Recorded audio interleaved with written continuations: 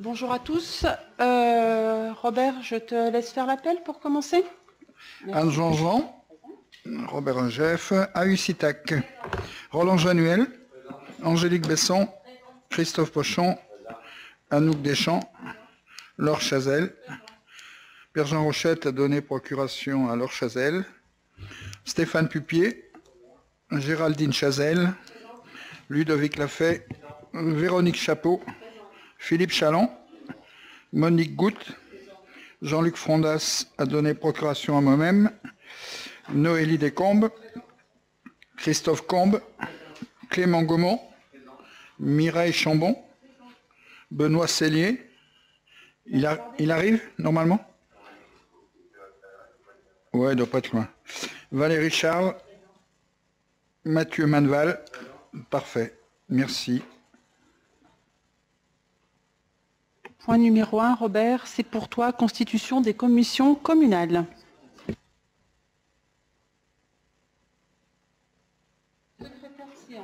Oh, Stéphane Pupier, je te sens bien là. Allez. Ouais. Tu es juste en face de moi là. Stéphane Pupier est nommé à l'unanimité secrétaire de séance. Je pense que... Ouais, il faut vous décaler. Non, non, mais...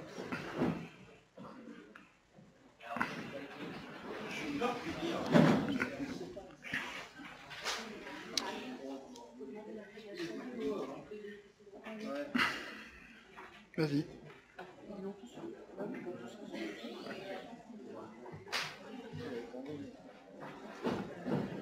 Avant de commencer ce conseil, il faut approuver le conseil précédent. Il y a le procès-verbal du dernier conseil. Est-il des questions? Des commentaires, oui. Des commentaires? Non? Ok. Approuvé, merci. Point numéro 1, constitution des commissions communales. Donc, pour le fonctionnement, on propose de créer un certain nombre de commissions qui sont composées de 8 membres. Donc 6 pour l'équipe Agir pour l'avenir, plus Madame la maire, président pour chacune d'elles.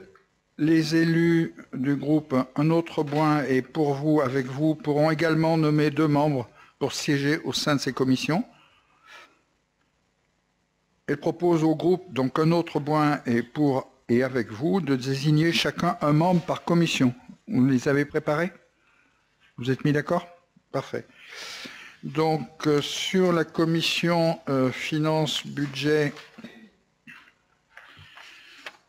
on a nommé Noélie Descombes, Laure Chazelle, Ludovic Lafay, Christophe Pochon, Monique Goutte et moi-même. Et vous avez prévu... Alors... Oui, budget et finances. Voilà. Tu peux dérouler le truc sur notre page. Valérie. Et la deuxième personne? Ouais, mais non, vous pensez proposer personne. Personne pour l'instant? Ok, une personne. Donc vous voulez, l'autre deuxième liste, elle peut proposer deux personnes? Non, mais pour l'instant, on reste sur juste Valérie. On verra peut-être plus tard dans le mandat. Ok, parfait. Donc la commission affaires sociales, affaires scolaires, enfance, jeunesse et conseil municipal junior. Angélique Besson, Anouk Deschamps, Véronique Chapeau, Géraldine Chazelle, Monique Goutte, Stéphane Pupier. Mathieu Manval. Personne, ok. Est-ce que vous voulez qu'on fasse une élection, qu'on les vote chacune, ou est-ce que vous avez prévu de faire le même vote sur toutes les commissions? On peut procéder au même vote à main levée. Donc je reviens, si vous voulez, sur la commission finances, budget, affaires économiques. Qui est contre? Qui s'abstient? Merci. Dans l'unanimité. Donc la deuxième commission affaires sociales, enfance, jeunesse et conseil municipal junior. Pareil, on a noté Mathieu Manval. Donc Angélique Besson, je répète. Anouk Deschamps, Véronique Chapeau, Géraldine Chazelle, Monique Goutte, Stéphane Pupier. Qui est contre? Qui s'abstient? Merci. Troisième commission, Affaires sportives, culturelles et tourisme. Angélique Besson, Véronique Chapeau, Géraldine Chazelle, Noélie Descombes, Stéphane Pupier, Anouk Deschamps. Opposition, Clément. Et Benoît, si c'est possible, avec Alors, vraiment c'est possible, mais faut le passer. Bon, là, j'avoue que voilà. Joker, parce que je ne sais pas si on a le droit d'appeler. Sur le principe, oui. En fait, à cet endroit-là, la sous-préfecture est d'accord. Est d'accord. Il y a un vide un peu. Il y a un vide juridique. Oui, parce que si on applique les règles, normalement, ça devrait être réparti entre les deux listes d'opposition. OK. Parfait. D'accord. Qui est contre? Qui s'abstient? Merci. Commission urbanisme, entretien des bâtiments, travaux, voirie, réseau. Christophe Pochon, Ludovic Lafay, Roland Januel, Philippe Chaland, Jean-Luc Frondas, moi-même et... D'accord, Valérie et Mireille. Qui est contre? Qui s'abstient? Merci. Commission sécurité. Nous proposons Angélique Besson, Christophe Combes, Géraldine Chazelle, Philippe Chaland, Christophe Pochon, moi-même et... Personne? D'accord. Qui est contre? Qui s'abstient? Merci. Commission personnelle, nous proposons Laure Chazelle, Géraldine Chazelle. Ah, c'est un complot, là. Véronique Chapeau, Noélie Descombes, Ludovic Lafay, Stéphane Pupier. Proposé Clément. Clément et Valérie. OK. Ah oui, j'ai oublié, excusez-moi. Qui est contre? Qui s'abstient? Merci pour l'unanimité. Voilà. Donc là, on a procédé, je dirais, aux commissions. Sur les deux autres points, on va procéder comment, là où on a un doute? On le valide, c'est ça, après, avec la préfecture? Donc on confirmera après l'accord de... Ok, parfait.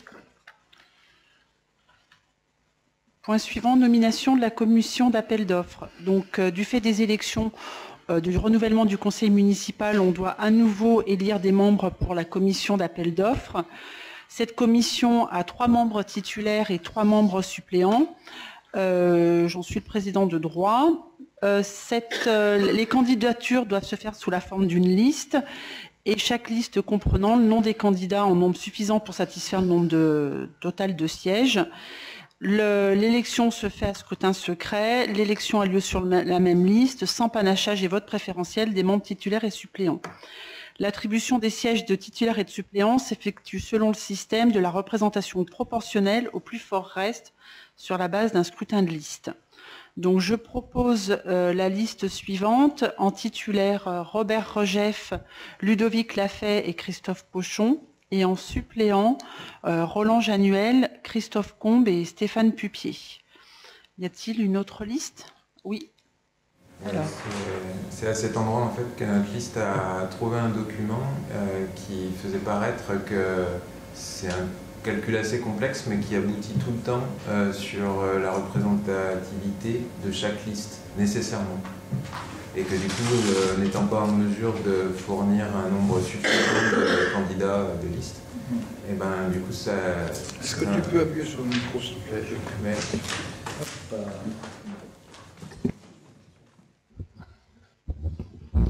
Voilà, donc un document qui serait à travailler ensemble peut-être pour vérifier et que chaque liste soit bien représentée à cette commission et à celle du CCAS. Je ne vois pas où est le problème, puisque vous pouvez faire une liste, et dans cette liste, vous pouvez être ensemble. Donc, vous aurez des candidats... On peut pas proposer. Oui, mais il y a 3 titulaires, donc c'est les autres, oui. Ce sont des suppléants, donc on n'a pas besoin de 6 sièges, il n'y a que 3 sièges, donc vous serez représentés en totalité. Donc, Ok.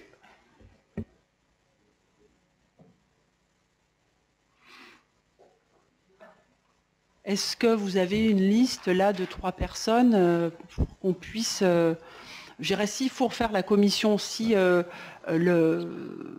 ce que la jurisprudence que vous aviez trouvée nous fait revoir la situation, on la reverra. Mais je dis aujourd'hui, ce qu'il faut, c'est qu'on ait une commission pour pouvoir répondre si demain on a des appels d'offres. Ouais, bien sûr. Donc, est-ce que vous avez une liste de 3 titulaires? Eh ben, pour le moment, non. Après, ce serait de se présenter là. Moi, je souhaiterais me présenter. Après, du coup, on ne s'est pas concerté à ce sujet. Ayant ce document, on pensait retravailler ça ensemble. Parce que sur le principe, nous, c'est les textes de loi qui sont précisés. Hein, Enfin, du coup, on aura toujours la possibilité de revoir ça dans les jours à venir, effectivement. Des appels d'offres à conclure prochainement ou pas, de mémoire?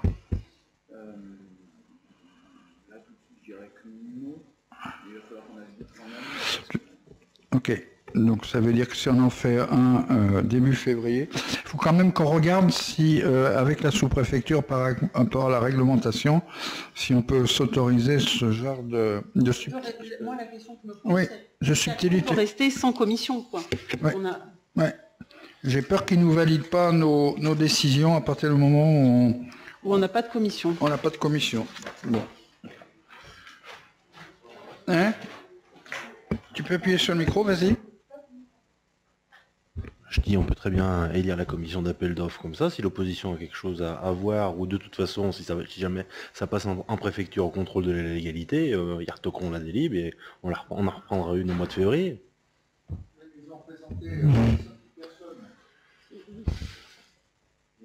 Ah, on est d'accord.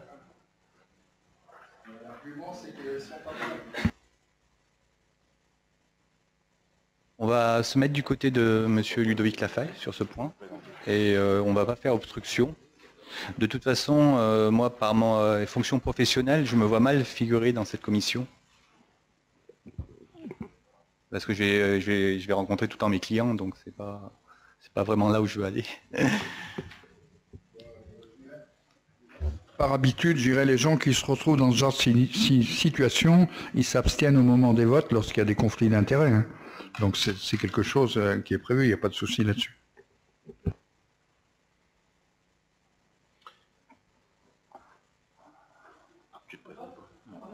Vous avez une liste? Non. Donc on vote avec...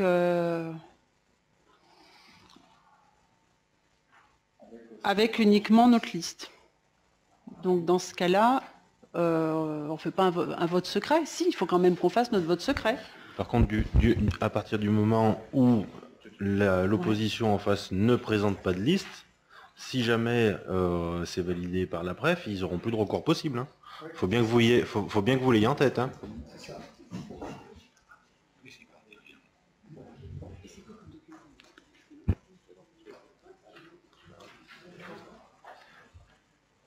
Bon, qu'est-ce qu'on fait là? Il faut qu'on puisse...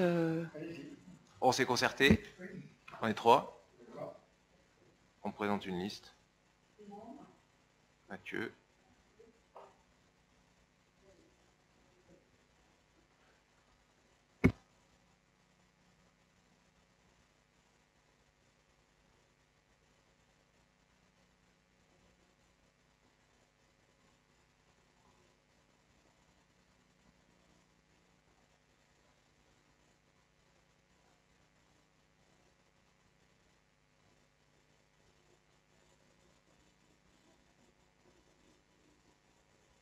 Point 3, le ministère de la Défense demande à chaque renouvellement de conseil municipal d'élire un correspondant défense. Sur le début du mandat, Christophe Combe avait été nommé. Je propose de le laisser correspondant défense. Y a-t-il des votes contre? Y a-t-il des questions? Oui, pardon. Il est là pour informer les citoyens sur la politique de défense, le parcours de citoyenneté et le devoir de mémoire.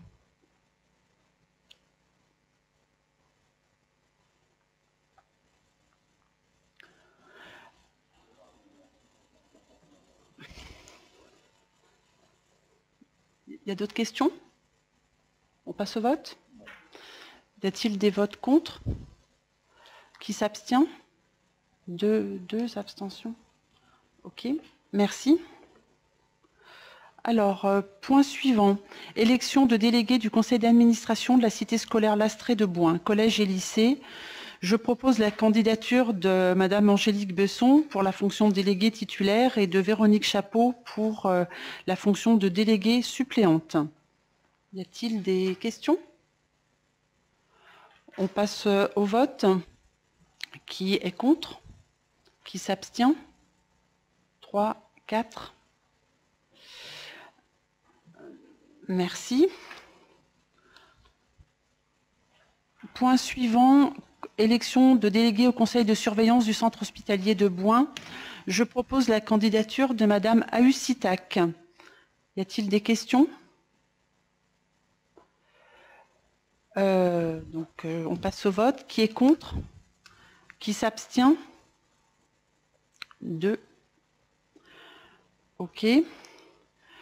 Mise en place de la commission de contrôle pour les élections. C'est pour toi, Robert. Ok. Donc, la composition de la commission de contrôle est prévue par l'article L19 du Code électoral et elle diffère selon le nombre d'habitants de la commune. Dans les communes de 1000 habitants et plus, la commission est composée de 5 conseillers municipaux, dont 3 conseillers municipaux appartenant à la liste ayant obtenu le plus grand nombre de sièges et 2 conseillers municipaux appartenant respectivement à la 2e et 3e liste ayant obtenu le plus grand nombre de sièges. Cette commission, de contrôle sera mise en place dès le 8 janvier, dès aujourd'hui. Nous proposons donc dans la commission les 5 membres nous concernant Philippe Chaland, Stéphane Pupier, Roland Januel, Monique Goutte, Angélique Besson.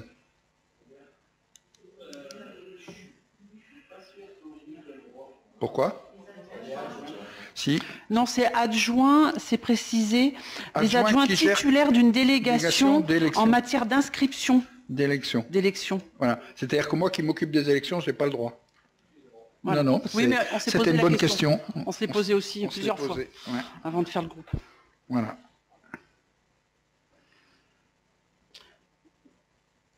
Alors, donc, y a-t-il des questions? Oui, moi je ne comprends pas très bien parce que j'ai cru comprendre qu'il y avait 3 conseillers municipaux de la liste majoritaire et 2 des autres listes et vous avez donné 5 noms. Oui, parce qu'il faut que vous aussi... Attendez, alors on s'est peut-être trompé. Dans la commission composée de 5 conseillers, oui, on en a donné 3, c'est qu'on s'est trompé. Non, c'est la... Oui, on s'est trompé là. Oui, il faut qu'on en enlève 2. Non, il n'y a pas de suppléant. Non. Pardon? D'accord.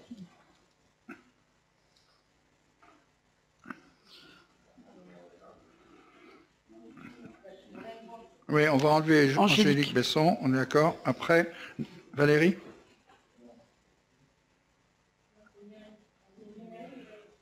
Oui. Et on enlève Stéphane, c'est ça? Ou... Non, peut-être Monique.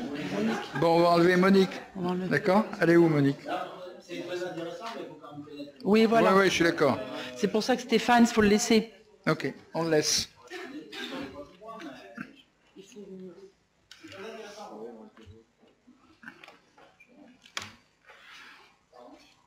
Donc, on remplace les 2 candidats en trop dans notre liste par Mireille Chambon et Valérie Charles.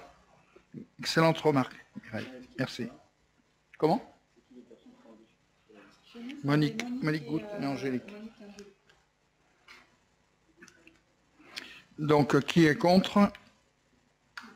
Qui s'abstient? Merci. Alors, point 7, nomination des représentants des collectivités membres de l'agence France locale. Donc là, il y a lieu de désigner un représentant titulaire et un suppléant pour l'Assemblée générale de l'Agence France locale. Donc je propose pour la représentante titulaire Noélie Descombes et Robert en tant que suppléant. Avez-vous des questions?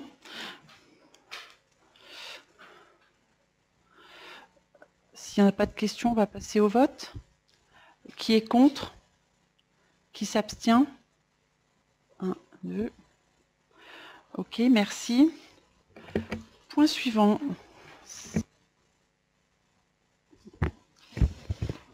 Alors, concernant le budget annexe de la réhabilitation de l'ancien hôpital de Boin, il y a 2 mouvements d'écriture. Les 115 500 € vont de la construction à la subvention région. En fait, c'était une mauvaise affectation en 2022 et les impôts ont demandé de réaffecter dans les bons comptes en 2023. Et ensuite, les 600 000 €, c'est une avance qui avait été faite pour Epora et suite à l'achat du bâtiment en novembre 2023, ça a été basculé donc du coup en construction puisque maintenant le bâtiment appartient à la commune. Est-ce que quelqu'un a des questions? Oui, c'est que des écritures comptables, purement. Bon sens, je ne suis pas du tout comptable, je vois subvention d'investissement de la région plus 115 000 et c'est compté dans les dépenses. Je ne sais pas, c'est bizarre, c'est de la comptabilité je suppose. Pour moi c'est une recette, mais dans mon petit budget à moi... Ça, je sais pas.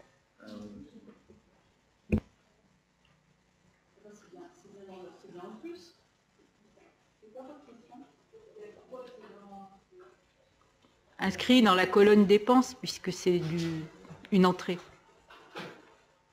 C'est ça ma question.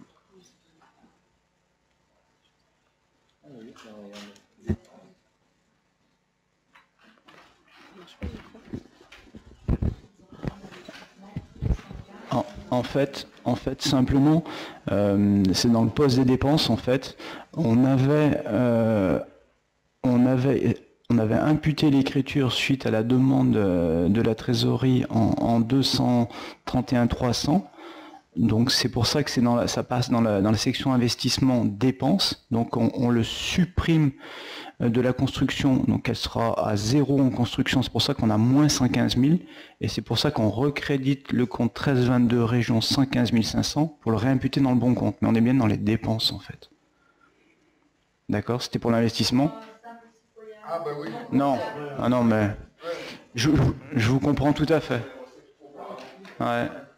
Non mais je vous comprends tout à fait parce que... Non, mais vous avez raison, il faut poser les questions là-dessus. Et sur l'autre partie, est-ce que vous avez compris la partie des 600 000 en fait? Les 600 000 en fait, simplement, à un moment dans l'année, on a versé des avances à l'organisme Epora qui était propriétaire du bâtiment. C'était un accord financier qu'on avait avec eux. Et comme l'a expliqué Noémie tout à l'heure, on a acheté le bâtiment sur le mois de novembre. Donc la trésorerie nous a demandé de régulariser, ça veut dire de sortir l'argent de l'avance et de le passer directement en construction. C'est une écriture purement comptable aussi. Là c'est plus simple. On va passer au vote. Est-ce qu'il y a des personnes qui sont contre? Qui s'abstiennent? 4. Merci. Alors le point 9 concerne donc une réaffectation de fonctionnement de dépenses donc qui va de fourniture de petit équipement à charge de personnel. En fait, la charge de personnel, donc le personnel non titulaire, concerne une personne qui travaille à Loire-Forêt pour Petite Ville de Demain, qui n'avait pas été budgété. Ouais. C'est ça, et c'est Antoine? C'est ça, c'est Antoine. Oui. En fait, c'est une partie des subventions voilà, qui ont été affectées dans le cadre de Petite Ville de Demain, qui étaient réparties entre les 4 communes qui participent, Noir-Étable, Saint-Bonnet-le-Château, Sury. L'enveloppe globale était de mémoire de 80 000 € et il avait été convenu qu'on se serve de ces enveloppes réparties entre les titulaires de cette démarche Petite Ville de demain. Et donc c'était là la partie, ce n'est pas c'est un reste à charge. C'est-à-dire que, voilà, il y a une partie qui est financée par cette subvention Petite Ville de demain, et comme ce n'est pas un agent communal, c'est une personne extérieure non titulaire.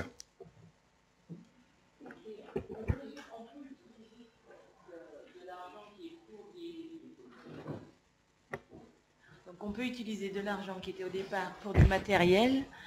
On peut utiliser donc de l'argent qui était prévu au départ pour du matériel. Non, non, pas du tout. Non. Non, non. Ça, c'est des financements pour de l'ingénierie. C'est-à-dire quand on vous a parlé... Pardon, excusez-moi.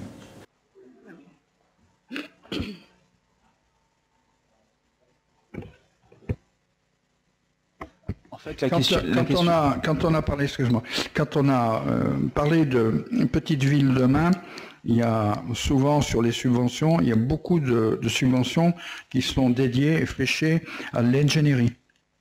C'est-à-dire, par exemple, le travail dont on parle, et la personne dont on parle, Antoine, qui a bossé à peu près 18 mois sur ce projet, c'est lui qui a fait toutes les fiches de synthèse qu'on retrouve dans le document qu'on a présenté au niveau des fiches actions.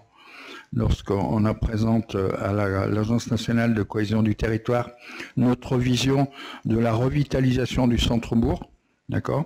Eh bien, il y a 14 ou 16, j'ai toujours un doute, bref, 16 fiches actions, et c'est le travail de ce garçon, un travail d'ingénierie, d'accord? C'est pas du matériel, d'accord? En fait, j'ai compris la question de Valérie. En fait, oui, en fait, l'explication est très simple. C'est qu'en fait, comme dans le poste personnel, par rapport au budget qui était prévu initialement, on arrive en dépassement, on ne pouvait pas l'imputer. Donc, il nous manquait les 10 000 € qui étaient affectés à la quote-part d'Antoine. Donc, on peut, au niveau du budget communal, si un autre poste qui était budgété n'est pas consommé en totalité, ce qui est le cas actuellement du 606-32 fourniture et petits équipements, de réaffecter l'excédent du budget pour aller sur le poste personnel non titulaire, pour le couvrir et l'abonder pour qu'on soit à l'équilibre, tout simplement.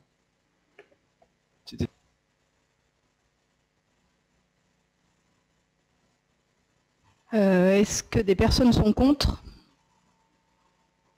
Une. Est-ce que des personnes s'abstiennent? Deux. Deux. Merci.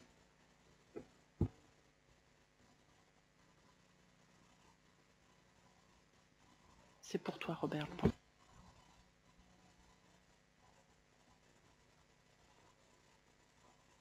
C'est bon. Ouais. Tu pourras afficher la fiche de... Ouais. Donc, l'avenant avec Loire-Forêt de mise à disposition du service technique de la commune.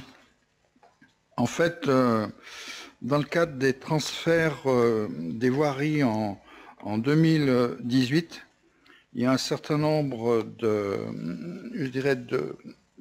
d'accords qui ont été convenus avec Loire-Forêt, en particulier de donner la possibilité aux services techniques de la commune de travailler en régie pour le compte de Loire-Forêt pour l'entretien de ces voies dites communautaires. D'accord ? Et ils nous rémunèrent, je dirais, sur ces tâches. Donc elles sont listées. Et donc le comité de pilotage de Loire-Forêt n'a jamais réévalué ses coûts, je dirais ses tarifs depuis 2018. Et donc le comité de pilotage de Loire-Forêt a pris la décision de faire une réévaluation de ces montants. Voilà. Donc ce qui fait qu'aujourd'hui, nous, ça a un impact sur le tableau que vous devez voir. Voilà. Ça doit avoir un impact de 1100 € sur les 24 000. Voilà.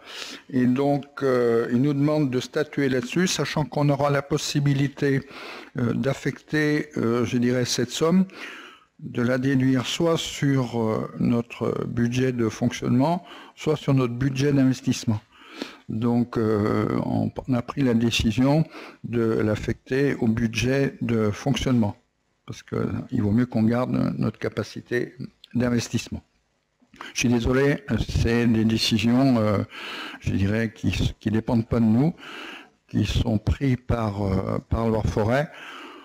Bon, on peut en débattre toute la nuit sur toutes les listes. Vous avez toutes les prestations qui sont affichées. C'est relativement, au fil des expériences depuis 2018, on s'aperçoit que c'est à peu près juste et bien fait. Puis ça permet, dossier par dossier, lorsqu'on fait des réunions trimestrielles avec Loire Forêt, de bien savoir lot par lot, action par action, ce qui se passe. Voilà. Y a-t-il des questions? Qu'est-ce que c'est les voies d'intérêt communautaire? Les voies d'intérêt communautaire, ce sont les voies communales, d'accord, qui peuvent avoir un intérêt communautaire. Pardon? Pas forcément. Pas forcément, il peut y avoir des exceptions. Celles qui sont transférées systématiquement dans le cadre de la loi NOTRe, ce sont toutes les voies revêtues. Mais il peut y avoir des exceptions sur des voies qui ne sont pas revêtues, mais d'intérêt communautaire. Voilà. Ça fait partie de ces subtilités technico-administratives. Ouais. Ben oui. Non, pas forcément. Parce qu'on peut avoir des voies non revêtues qui n'ont aucun intérêt communautaire. Intérêt communautaire, ça veut dire par définition que ça présente un intérêt pour les services à la population. Ouais. Pourquoi c'est pas les agents de l'agglomération qui sont en charge? Qui sont en charge de... Ah, de ça? Ben ça fait partie, je dirais, des accords qui ont été proposés par Loire Forêt, en disant les services techniques des communes sont plus habilités à intervenir, par exemple, dans une rue, pour pouvoir boucher un nid de poule, par exemple. Voilà. Et voilà. Et en fait, c'est ça le type d'accord. Ça sert à ça, d'être réactif. Si demain matin, avec le gel, par exemple, il y a un gros tri, mais ils vont taper dans le stock de béton froid qu'il y a au CTM et ils bouchent le trou. C'est ce genre de prestation. Voilà. Par contre, sur les gros travaux d'aménagement des voiries, comme les débats qu'on a sur le projet, par exemple, de Boulevard Pasteur, c'est clair que c'est pas nous. D'accord ?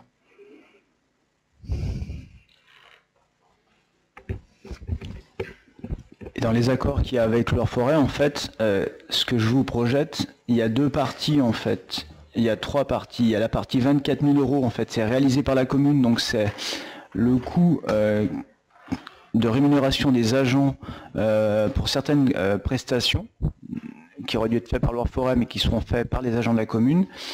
Ce qui est intéressant, par contre, c'est sur la partie MBC fourniture.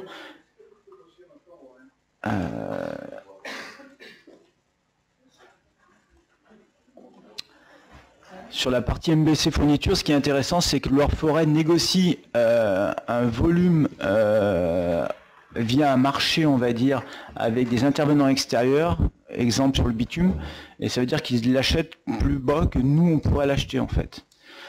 Donc c'est intéressant aussi de pouvoir passer par eux pour ces achats, parce que sinon, on va dire, nous, on n'aurait pas la même force financière. Ouais, c'est ça. Il y a un groupement d'achat et après ils nous rémunèrent en fonction des services, de ce qu'on fait pour leur compte, en fait, tout simplement. Merci. D'autres questions? Parfait. Qui est contre? Qui s'abstient? 2. Voilà, merci. Point 11. Donc le maire peut recevoir des indemnités pour frais de représentation. Ça permet de couvrir les dépenses engagées par le maire et moi-même, moi seul, pardon, à l'occasion de mes fonctions dans l'intérêt de la commune. Ces dépenses que je supporte personnellement en raison des réceptions, manifestations que j'organise ou auxquelles je participe. Donc le conseil a la faculté de voter cette indemnité que si les ressources de la commune le permettent. Cette indemnité peut être versée soit sous forme fixe et annuelle, Et enfin, ce qui implique qu'elle ne correspond pas obligatoirement à un montant précis de dépenses, elle doit toutefois répondre à un besoin réel et ne peut constituer un traitement déguisé qui viendrait s'ajouter aux indemnités de fonction.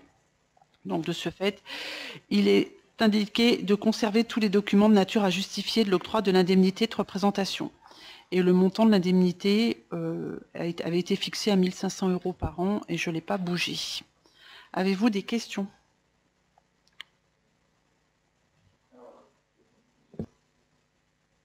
Si j'ai bien compris, donc vous allez conserver les justificatifs de ces dépenses. C'est la seule question que j'avais. Oui, en effet. Vous avez d'autres questions? On passe au vote.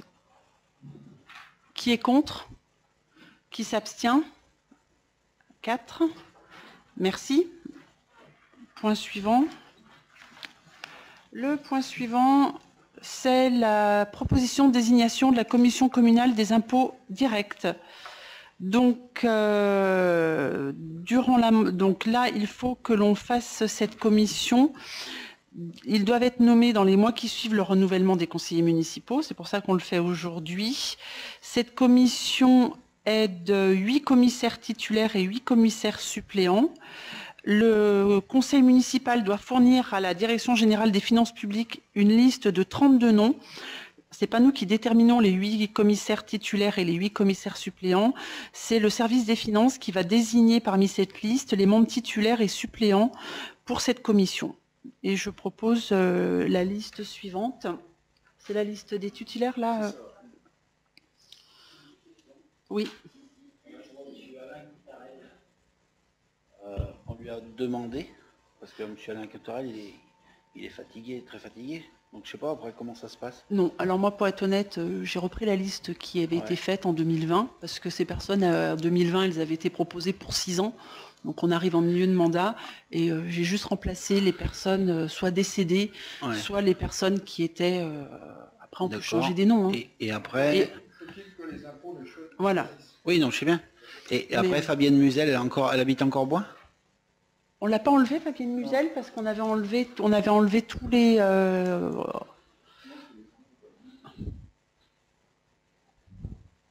On peut se reposer la... On peut vérifier. Fabienne Musel, elle était sur la liste la dernière fois. Ouais. Voilà.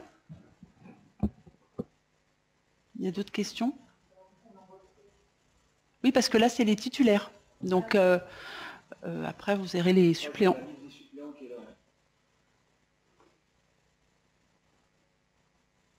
Oui? Je crois voir. Je suis 16 pour ma date de naissance, en mois. Et ça va être du numéro 3. Attendez. C'est un titulaire. Il est sur la première.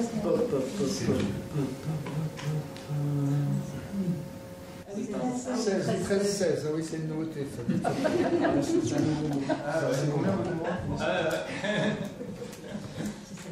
C'est combien votre mois de naissance? 06.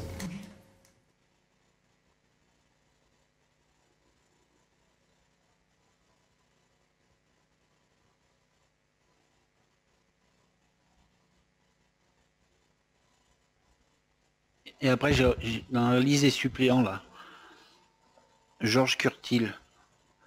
Alors, je sais que c'est un ancien... Je sais qu'il habitait Boin avant, mais là, il habite Clégneux. Est-ce qu'il a encore quelque chose à Boin? C'est pas lui, Douane, c'est Nicole Cellier.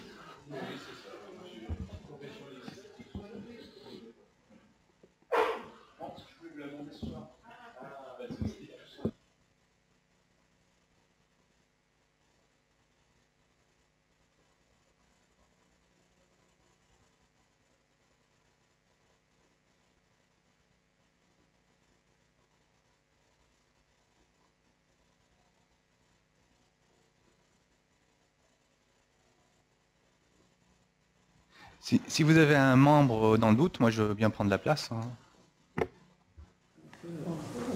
On peut très bien changer un membre, il n'y a pas de souci. Là, on sera sur nous. Hein. On va enlever M. Curtil, on a un doute, et puis... Fabienne Musel, parce que Fabienne Musel, on va aller... Vous enlevez Fabienne Musel?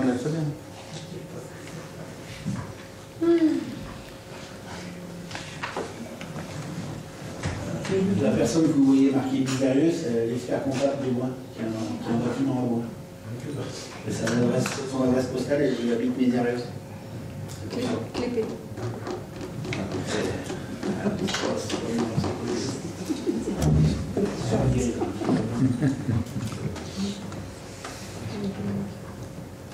C'est bon pour les listes? Il y a d'autres questions? Il faut juste que j'enlève un suppléant. Est-ce qu'on peut valider ces deux listes de 16 personnes qui, Il faut rajouter un suppléant. Il manque un suppléant. Ah, il faut manquer un suppléant. Mais Ludo.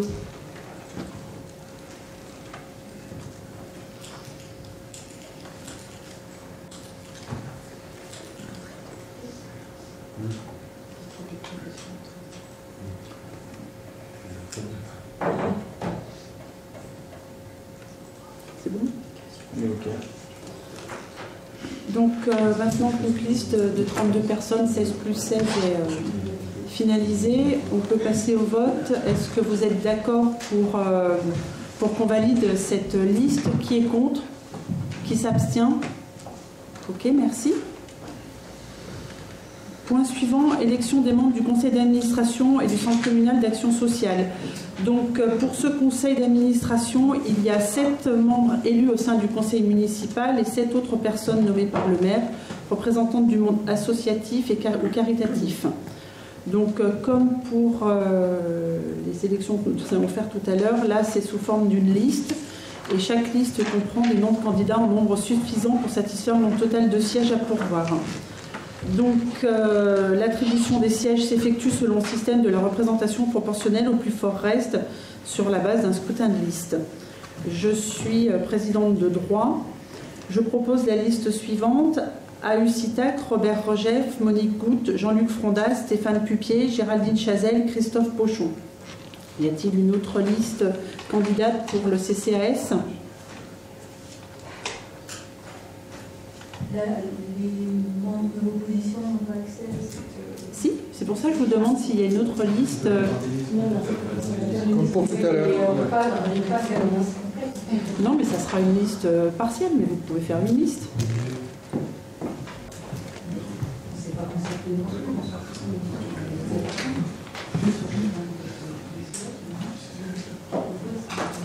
Bah là, de toute façon, il faut qu'on avance parce qu'on est obligé de faire un conseil d'administration la semaine prochaine. Donc il faut qu'on vote là. Vous y allez tous, les 5. Ok. Il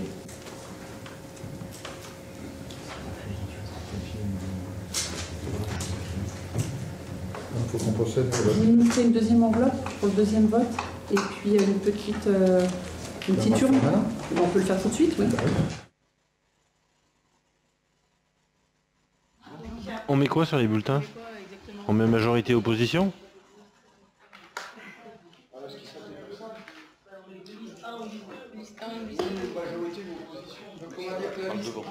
Bah, c'est la liste Anne ou la liste Clément. La liste 2 Clément.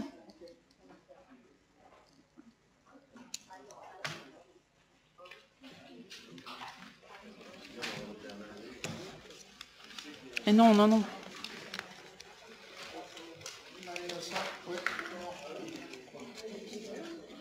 On n'a pas d'urne, on n'a pas une boîte.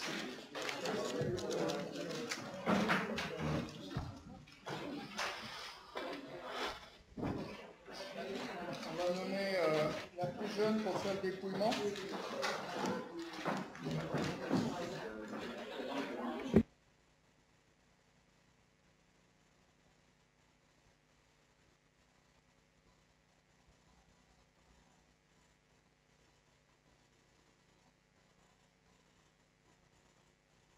En fait,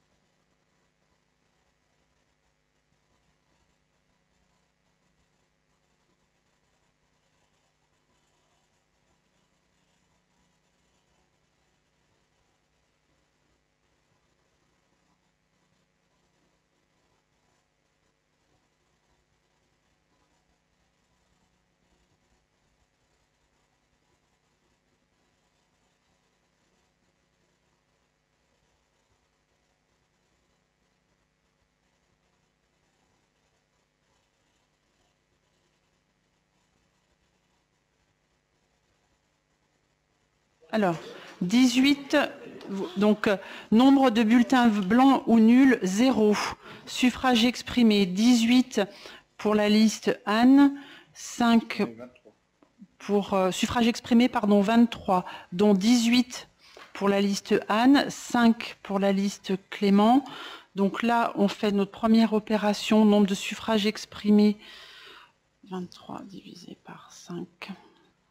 Donc, le quotient électoral, nombre de suffrages exprimés, 23 divisé par le nombre de sièges à pourvoir qui est de 5, si je ne m'abuse, divisé par 5, ça fait 4,6 pour le quotient électoral. Liste présentée par Anne Jouanjean, donc on a 18 sièges attribués au quotient, on fait 18 divisé par 4,6. 18 divisé par 4,6, ça fait 3,91. Donc ça fait 3 sièges et il reste 0,91 en reste. OK? C'était 7? Je me suis trompée? Ah mince, excusez-moi, je recommence. Donc 23 divisé par 7, ça fait 3,28 pour le quotient. Pour le quotient, 3,28, excusez-moi. Donc si je fais 18 divisé par 3,28, ça fait 5,48. 5,48, ça fait 5 sièges avec un reste de 0,48. C'est bon, Jérôme, vous me suivez?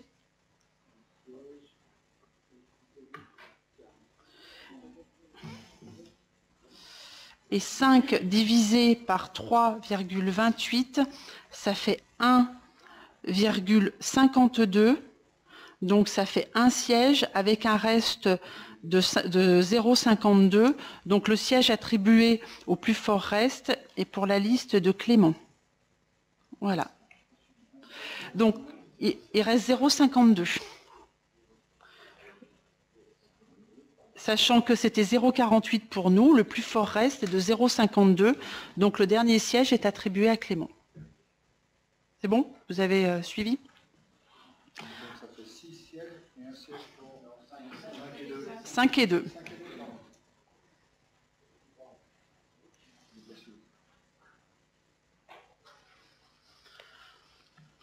on va faire la même chose. Pardon.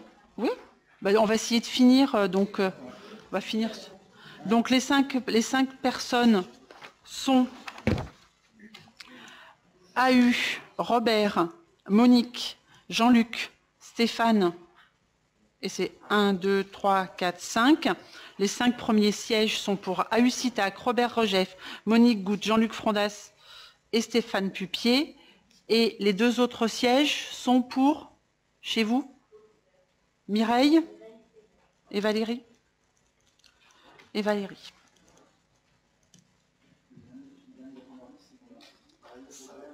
AU, Robert, Monique, Jean-Luc et Stéphane.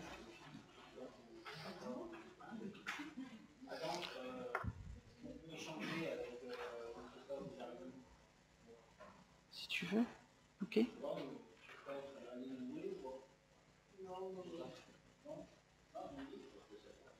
Bon.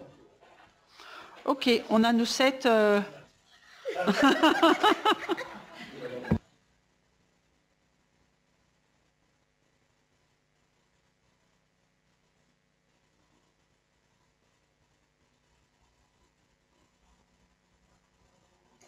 Donc on est tous d'accord sur ces 7 membres qui vont siéger au conseil d'administration du CCAS. Ok. Merci pour ce point. On va revenir, tant qu'on est dans les votes, on va revenir au vote pour les appels d'offres.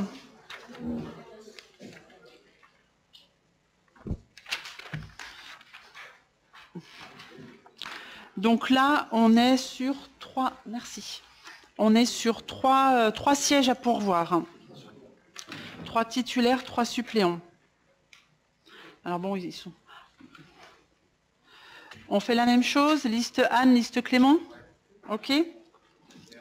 Là, on est sur les appels d'offres, oui.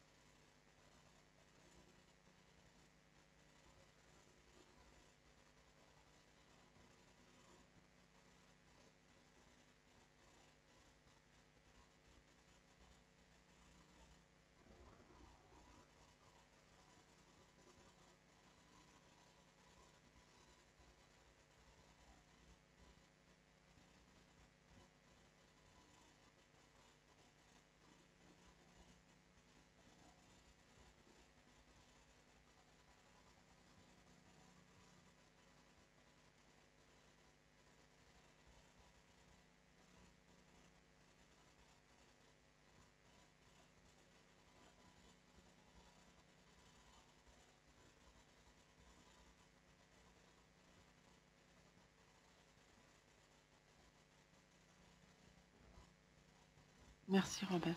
Donc 0 blanc nul. Suffrage exprimé 23. 18 pour la liste Anne Jouan-Jean. 5 pour la liste Clément Gaumont.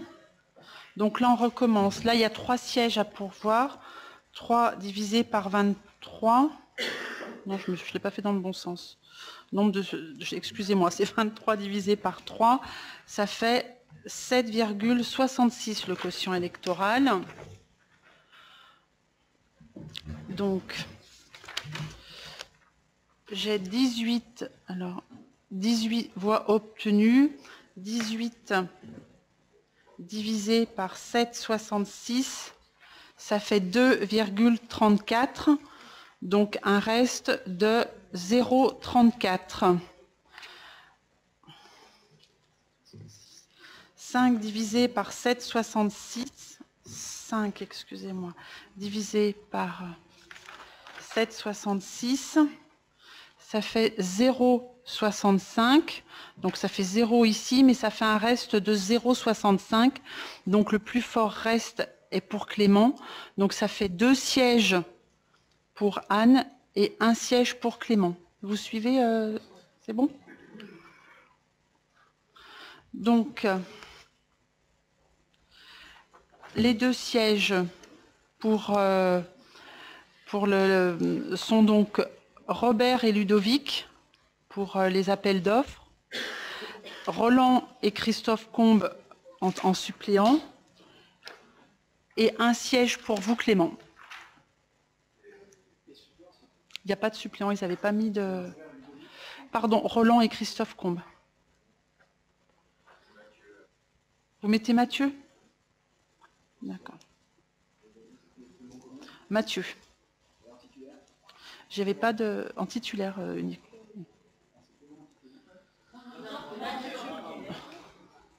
Il n'y a pas de suppléant.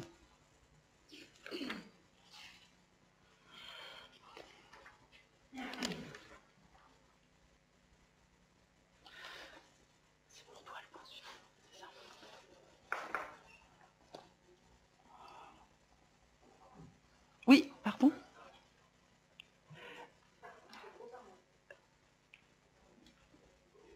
Ouais, bah disons que oui, c'était... Ou alors il aurait fallu faire 2 listes de 2. Non, mais sinon on fait 2 listes de 2 et puis on prend un suppléant. Après, je dirais on peut... Vous voulez vous mettre en suppléant? Vous vous mettez en suppléant.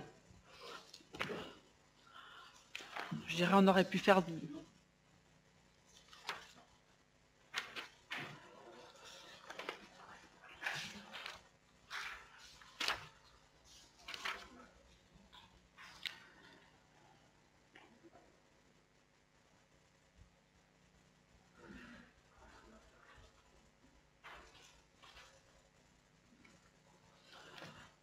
Alors, le point 14 pour Noélie. Alors, la garantie d'emprunt à l'Agence France Locale. En fait, la commune de Boin a adhéré au groupe Agence France Locale le 1er avril 2016. Chaque année, la garantie doit être revotée. En fait, cette garantie, donc pour l'année 2024, est égale au montant maximal des emprunts que la commune est autorisée à souscrire. La durée maximale de la garantie donc, correspond à la durée du plus long des emprunts souscrits par la commune pendant l'année 2024. Cette garantie, elle peut être appelée par chaque bénéficiaire par un représentant habilité ou par plusieurs bénéficiaires ou pour une société territoriale. La garantie appelée, la commune s'engage à s'acquitter des sommes dans les 5 jours ouvrés. Et le nombre de garanties octroyées par le maire au titre de l'année 2024 sera égal au nombre de prêts souscrits auprès de l'Agence France Locale dans la limite des sommes inscrites au budget primitif 2024 et que le montant maximal de chaque garantie sera égal au montant tel qu'il figure dans l'acte d'engagement. Alors, est-ce qu'il y a des questions ?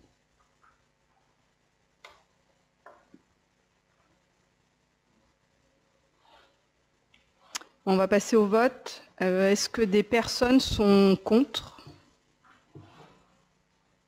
2. Est-ce que des personnes s'abstiennent? 3.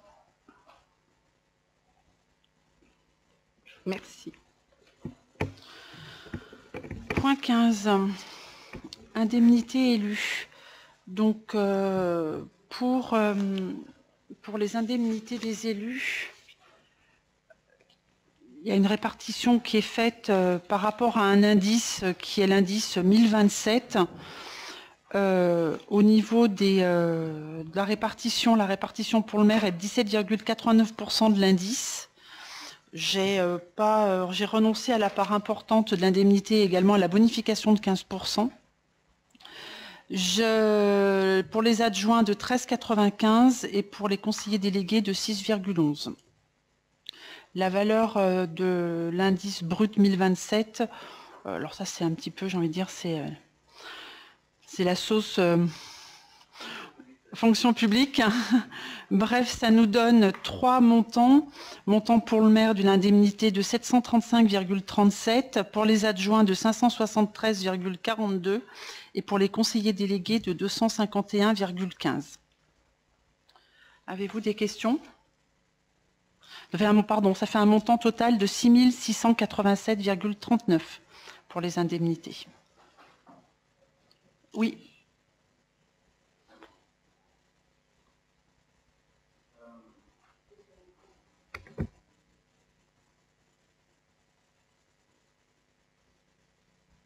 Ah.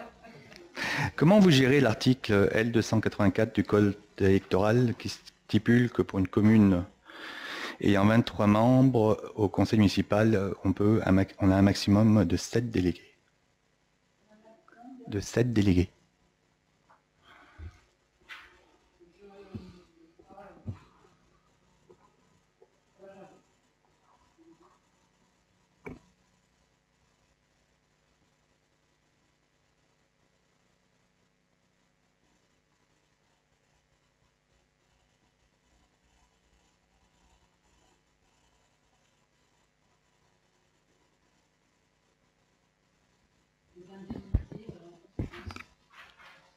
J'aurais une petite question aussi, s'il vous plaît.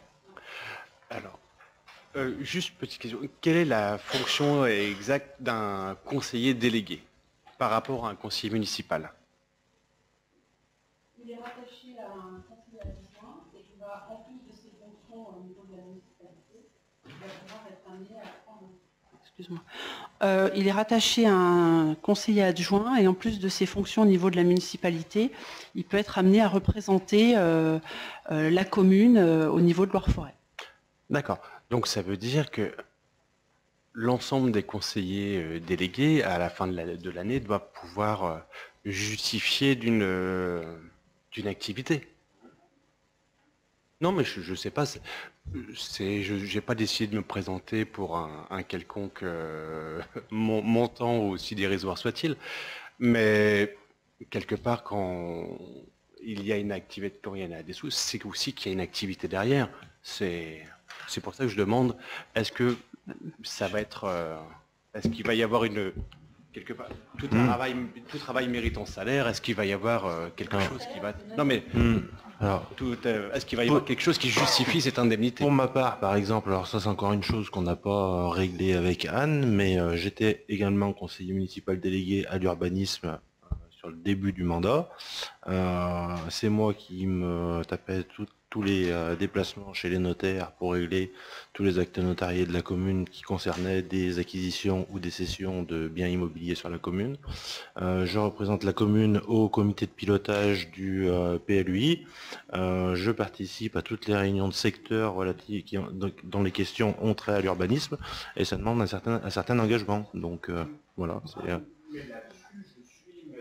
Voilà, donc il n'y aura pas de souci pour dire qu'il y a du travail qui va avec. Oui, non mais pour répondre à la question, je prends mon cas personnel. Tous les conseillers qui ont une délégation à assumer, ont à intervenir dans la délégation qui est la leur. Un administré de la commune de Boin qui a des questions en urbanisme, qui amène des réponses que Marilyn ne peut pas leur donner directement. Normalement, ça passe par moi après, n'est-ce pas Marilyn?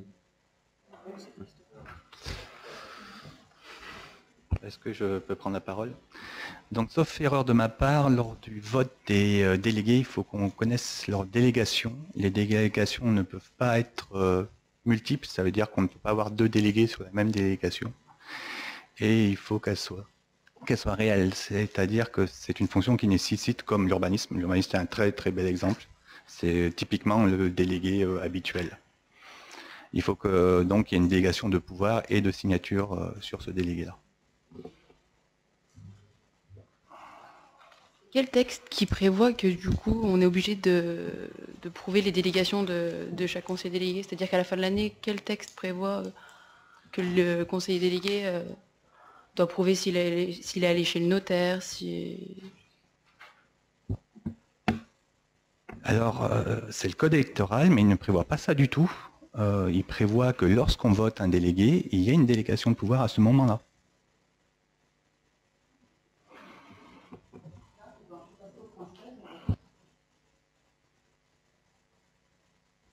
On peut passer au point 16 qui est sur l'attribution des délégations et après on pourra voter le point 15.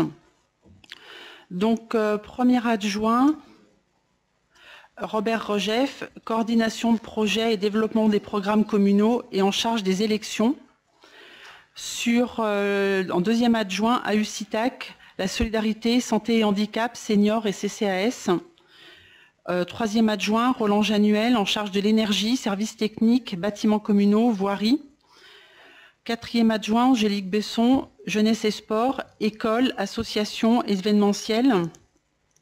Cinquième adjoint, Christophe Pochon, urbanisme, fleurissement, cimetière.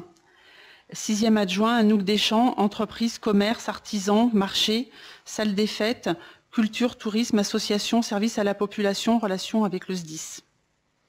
Donc voilà pour les adjoints. Et pour les conseillers délégués, Monique Goutte est en charge de tout ce qui est solidarité senior et CCAS. Philippe Chaland sur la gestion des projets, sur les associations et en relation avec le SDIS, les pompiers. Véronique Chapeau, jeunesse et sport et les associations. Ludovic Lafay, urbanisme et plan façade. Christophe Combe, fleurissement, cimetière et jardin ouvrier.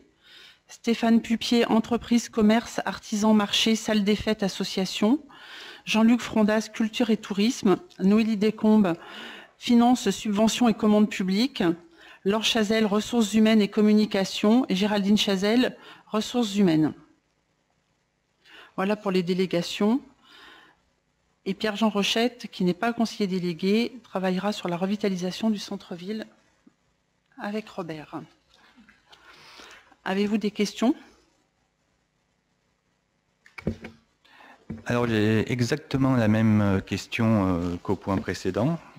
Comment vous adaptez le code électoral pour avoir plus de délégués que ce que prévoit le code?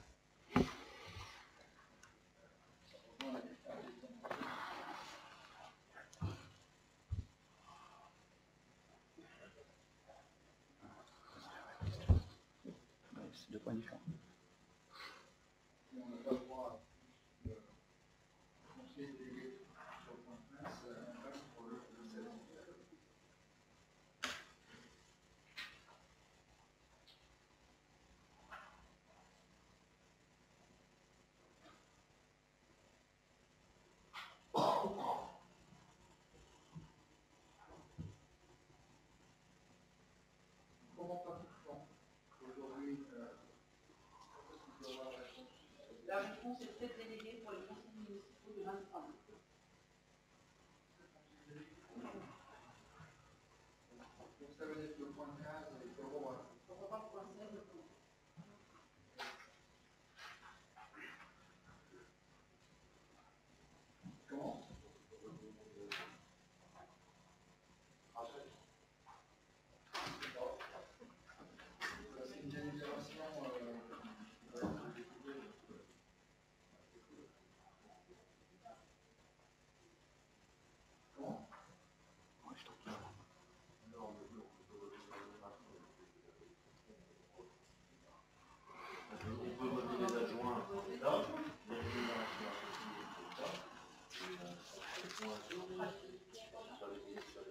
Ok.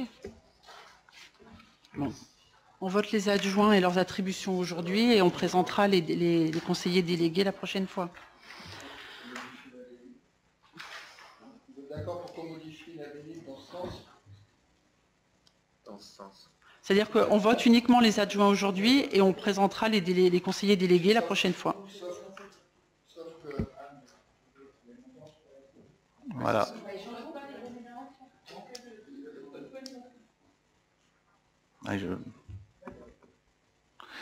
Si vous le faites, je pense qu'on va trouver ça assez cavalier de votre part et on votera contre.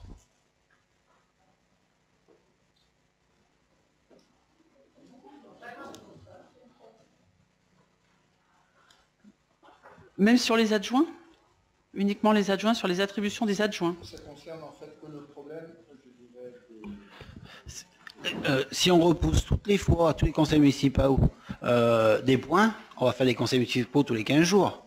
Bon, vous n'allez pas me voir longtemps, hein, je vous le dis. Hein. Parce que c'est bon, si on repousse... On va voter les adjoints aujourd'hui. Bon. On va voter les adjoints aujourd'hui. Les adjoints, ils sont bons. C'est les conseillers délégués qui sont. Mais on ne va pas voter les attributions. Les attributions, pas les montants. C'est vrai. Ah oui, c'est vrai. Ça sert à rien. Puisque l'objet du point 15, c'est indemnité élue. Donc on a une délibération 15 indemnité élue sur lequel on dit on la vote sans voter l'élu. Donc ça n'a aucun intérêt, excusez-moi. C'est pas pour vous donner raison, mais par rapport à la démarche. On va reporter au point suivant, au prochain conseil. Le service du personnel fera également. Point 17, Robert, je te l'assurer. C'est pas le 17. C'est comment d'accord. Ah oui, c'est pas la même chose. Alors en fait, c'est un groupement, on est en co-maîtrise d'ouvrage, pardon. On est en co-maîtrise d'ouvrage avec Loire Habitat sur la rénovation donc de l'hôpital. Et il s'agit donc sur les conseils donc du co-maître d'ouvrage Loire Habitat de souscrire une assurance, je dirais, dommage, qui a la particularité, si vous avez regardé la fiche de synthèse, d'avoir des dispositifs un peu différents, dans le sens où sur les biens qui sont susceptibles d'être sous la responsabilité de la commune, c'est-à-dire la mairie, ou éventuellement le CCAS qui pourrait être propriétaire s'il y avait un scénario dans ce type-là, au niveau de la MJC, des bâtiments qu'on est susceptible de louer. Donc la partie dommage ne peut s'appliquer, s'applique à 100% pour nous sur la quote-part, puisqu'en fait Loire Habitat n'est concerné que par le CADA. Et donc sur ce qui est concerné en commun, on a une répartition, d'accord, au niveau du 32%, c'est ce que vous voyez dans le tableau. 67 pour la mairie, 32 pour Loire Habitat. Et pareil pour la TRC, vous avez les libellés dans la page 18. Et sur la dernière partie, c'est celle qui concerne, je dirais, ce qui nous est directement rattaché. C'est-à-dire, c'est des garanties le jour où on a un locataire ou un propriétaire qui se retourne contre la mairie sur les parties qu'on aura assumées sur ce projet, c'est-à-dire MJC, MSP ou le plateau pour les dentistes. Voilà. Ce qu'il faut que vous reteniez, c'est que c'est une garantie dommage qui est répartie suivant les finalités, afin d'être couvert si demain il y a un recours d'un tiers dans le temps de par le montage. Voilà. Y a-t-il des questions? Oui. J'ai peur... je ne comprends pas si c'est la dommage ouvrage ou si c'est juste la garantie dommage que vous voulez prendre. C'est quoi la différence?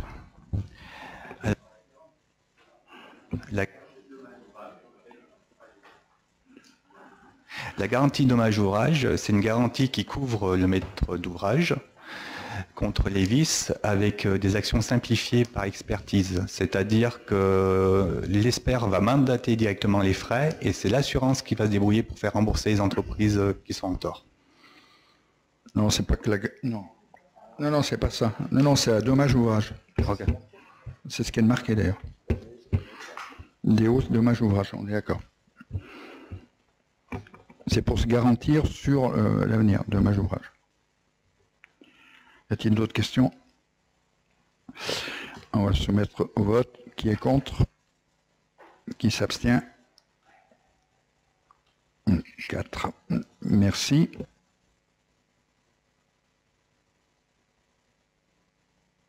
Il reste un point, vous aviez mis en question diverses le mois dernier la politique générale de la municipalité de Bouin. Vous pouvez l'ouvrir, Jérôme, s'il vous plaît.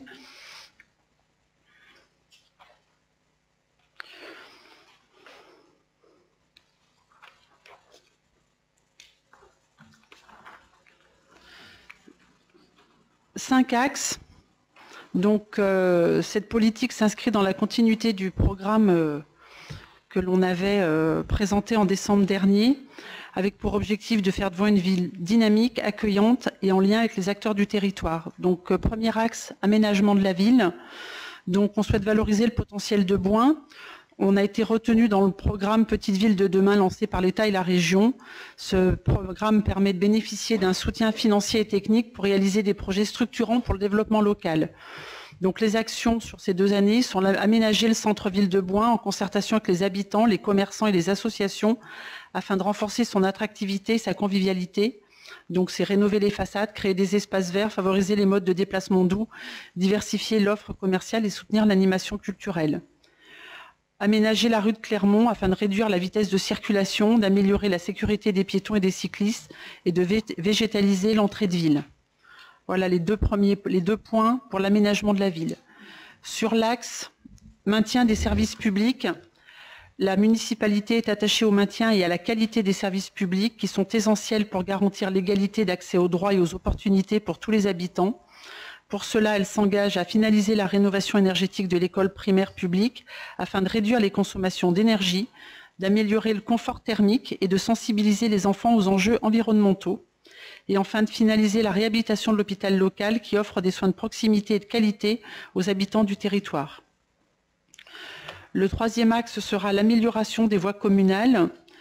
La municipalité souhaite améliorer les conditions de circulation et de stationnement sur les voies communales qui sont le support de la mobilité et de la vie quotidienne des habitants.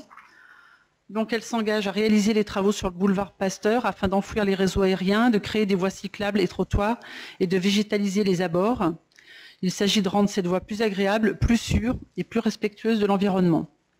Et enfin de réaliser des travaux sur la rue Gustave Labrosse qui dessert le centre-ville afin de réparer le revêtement, de sécuriser les passages piétons et de créer des places de stationnement. Il s'agit de faciliter l'accès au commerce et aux services et de fluidifier la circulation.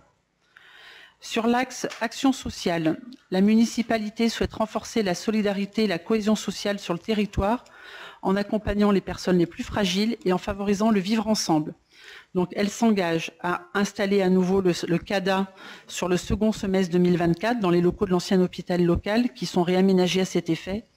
Il s'agit d'accueillir et d'accompagner des personnes en situation de demande d'asile, de suivre le projet AEGIR porté par la municipalité et financé par l'Europe dans le cadre d'un programme pilote de recherche en matière de rénovation énergétique qui vise à moderniser la résidence autonomie, de poursuivre la tarification sociale de la cantine scolaire mise en place par le CCAS qui permet aux familles en difficulté financière de bénéficier d'un tarif réduit pour la restauration de leurs enfants en fonction de leur reste à vivre. Il s'agit de garantir l'accès à une alimentation saine et équilibrée pour tous les élèves. Enfin, dernier axe, jeunesse et vie associative. La municipalité souhaite soutenir la jeunesse et la vie associative qui sont des sources de dynamisme, de créativité et de citoyenneté sur le territoire. Elle s'engage à mettre en place un conseil municipal des jeunes. Il s'agit de favoriser la participation et l'expression des jeunes et de les impliquer dans la vie locale, de maintenir l'aide au passage du permis de conduire pour les jeunes en partenariat avec la PIGE et le CCAS. qui propose des aides financières. Il s'agit de faciliter l'accès à la mobilité et à l'emploi pour les jeunes, d'installer les associations dans l'ancien hôpital local qui est transformé en pôle associatif, regroupant des locaux adaptés aux besoins des associations culturelles, sportives et sociales. Il s'agit de valoriser le tissu associatif et de favoriser les synergies et les coopérations entre les acteurs. D'améliorer la gestion des jardins ouvriers qui sont situés à proximité du Lignon, et enfin d'accompagner les associations sur des projets sportifs et ou culturels qui contribuent à l'animation et à l'attractivité du territoire. Il s'agit de soutenir financièrement et logistiquement les initiatives associatives et de valoriser les événements organisés. Voilà les axes de notre politique générale.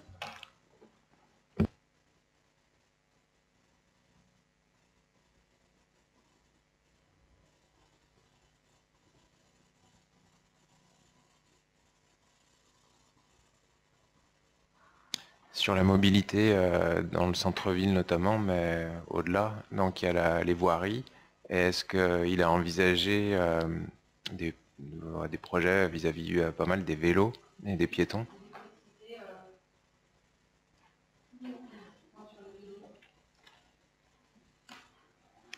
Comprenant...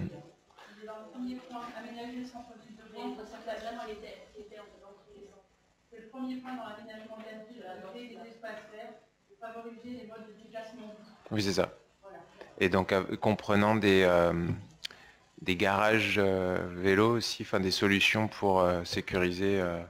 Oui, ça c'est tous les points qui sont abordés à Loire-Forêt dans les commissions mobilité, puisqu'en fait il s'agit d'une compétence Loire-Forêt, avec des appels à manifestation d'intérêt au niveau des projets, justement pour aménager des voies douces, pour aménager le développement du vélo électrique, etc., avec je dirais des lieux de stockage et tout. Donc ça, ce sont les projets où, effectivement, il faudra que, sur les délégations dont vous parlez tout à l'heure, on soit très présent. Donc on perd du temps, mais c'est pas grave, c'est vous qui le voulez. D'accord? Donc voilà à quoi ça sert alors forêt. C'est d'être présent dans les délégations, dans les commissions, et éventuellement, dans certains cas, dans les comités de pilotage, ceux qui décident. C'est pas nous qui décidons, on inscrit nos projets.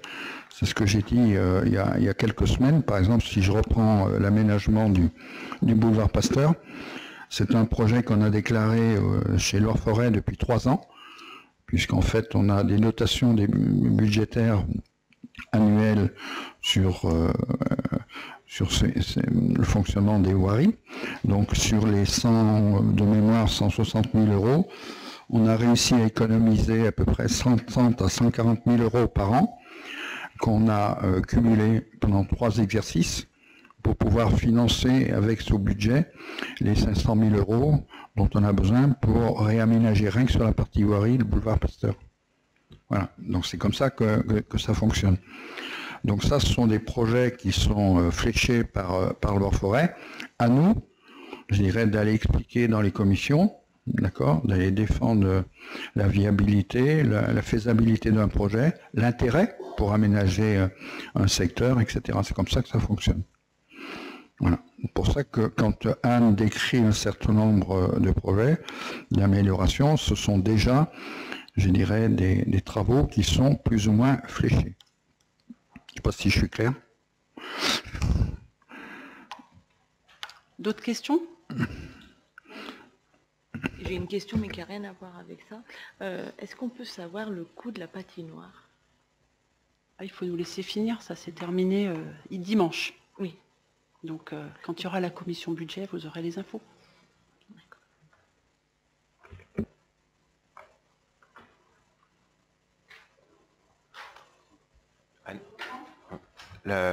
Ce texte, il est disponible... Et c'est peut-être quelque chose d'intéressant d'afficher sur le site, peut-être, je sais pas comment ça marche. Bâtonnière, il sera dans le PV. Oui, mais je veux dire, peut-être ailleurs que dans l'affichage légal, justement pour accessibiliser un peu, c'est un texte intéressant. On a la presse que j'ai oublié de saluer ce soir. On a la presse qui va relayer nos politiques de la commune. Merci. Merci.